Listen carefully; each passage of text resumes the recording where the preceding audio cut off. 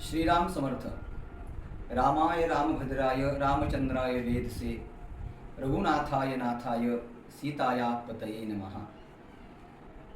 परवा गुरुपौर्णिमेचा उत्सव अतिशय आनंदानं, सर्वांचं प्रेम, सर्वांचा उत्साह खरोखर पाहून मनाला आनंद वाटला.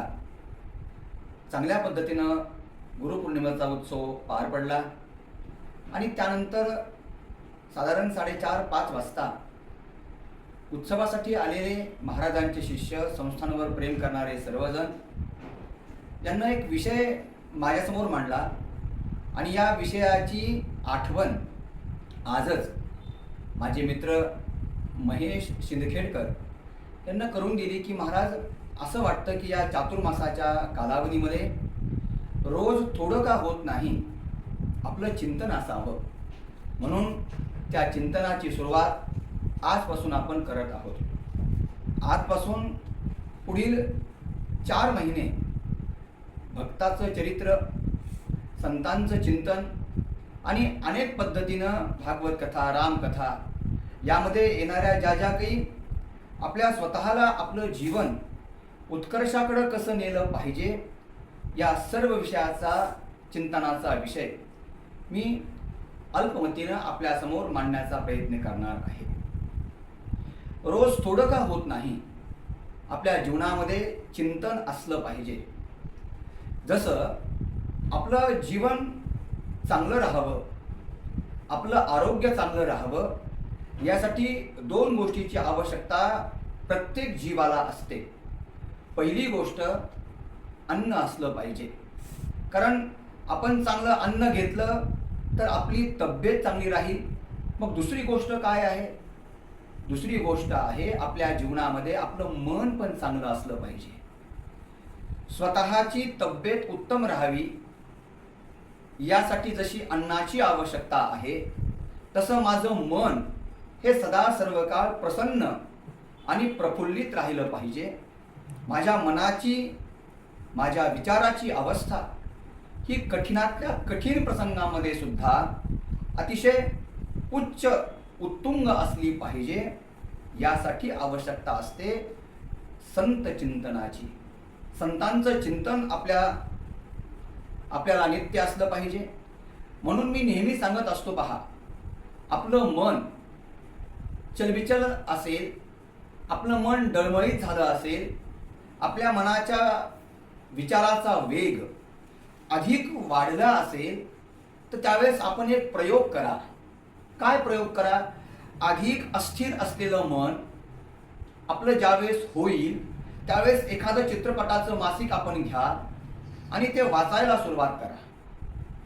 आपल्या लक्षात येईल की आपलं मन पहिल्यापेक्षा अधिक अस्थिर होत आहे. आणि आता दुसरा प्रयोग आपण करून पहा. आपलं अस्थिर मन झालेलं आहे, आपली मनाची अवस्था अतिशय उद्विग्न झालेली आहे, आपल्याला नेमकं काय करावं समजत नाही. अशा वेळेस जगद्गुरु तुकोबांचा गाथा घ्या, अशा वेळेस ज्ञानेश्वरी घ्या, अशा वेळेस अतिशय छोटं एखादं संतांचं चरित्र असलेलं पुस्तक घ्या. जिथून उघडेल तिथून ते उघडा, ते वाचायला लागा. आपल्याला लक्षात येईल की 10 मिनिटानं आपल्या अस्थिर मनाचा वेग हा स्थिर होत आहे. हा परिणाम कशाचा? हा परिणाम आहे आपण जे संतांचं चरित्र जे वाचलेलं आहे, ते वाचताना आपल्या मनामध्ये येणारा जो भाव आहे, या उत्तुंग भावामुळे, या चांगल्या विचारामुळे आपल्या अस्थिर मनाचा वेग स्थिर झाला. हे मी काय सांगतो आहे? या पुढील चातुर्मासाच्या कालावधीमध्ये आपल्याला आपल्या मनाला स्थिर करण्यासाठी आवश्यकता असते सत्संगाची. या मनाला स्थिर आणि उच्च विचारापर्यंत नेण्याची आवश्यकता आहे संत चिंतनाची. आणि हेच संतांचं चिंतन, संत चरित्र आपण पुढील या 4 महिन्याच्या कालावधीमध्ये पाहणार आहोत. आज केवळ मी प्रास्ताविक आपल्यासमोर मांडलं आहे आणि हे प्रास्ताविक मांडण्याचं कारण हे आहे की उद्यापासून आपण वेगवेगळं चिंतन मी माझ्या पद्धतीनं आपल्यासमोर ठेवण्याचा प्रयत्न करेन. फक्त अपेक्षा इतकीच आहे. आरोग्य चांगलं राहावं यासाठी अन्न चांगलं असलं पाहिजे, रोज व्यायाम चांगला असला पाहिजे, त्याचप्रमाणे आपलं मन चांगलं राहिलं पाहिजे, याची पण आपण काळजी घेतली पाहिजे. एक उदाहरण मला आत्ता आठवलं. बघा, फ्रीजमध्ये आपण ज्या वस्तू ठेवतो, दूध खराब होऊ नये, भाजी खराब होऊ नये, यासाठी आपण आपल्या घरामध्ये फ्रीज असतं, हो की नाही? मग आपलं मन खराब झालं नाही पाहिजे याची काही व्यवस्था आपण केली आहे का? मग आपलं मन चांगलं राहिलं पाहिजे याचीच व्यवस्था म्हणजे संतांचं चिंतन, भगवंताची कथा, चांगल्या साहित्याचं चिंतन आपलं असलं पाहिजे. बघा, वाचावं, मनुष्यानं जर वाचलं तरच तो जीवनामध्ये वाचतो, काही अर्थानं वाचल्या जातो. पण काय वाचावं, काय ऐकावं हेही आपल्याला कळावं. म्हणून उद्यापासून एक नवनवीन चिंतन आपल्यासमोर मांडण्याचा मी प्रयत्न करेन.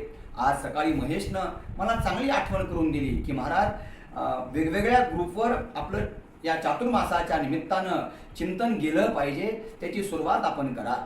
आणि त्याची सुरुवात मी आज केलेली आहे.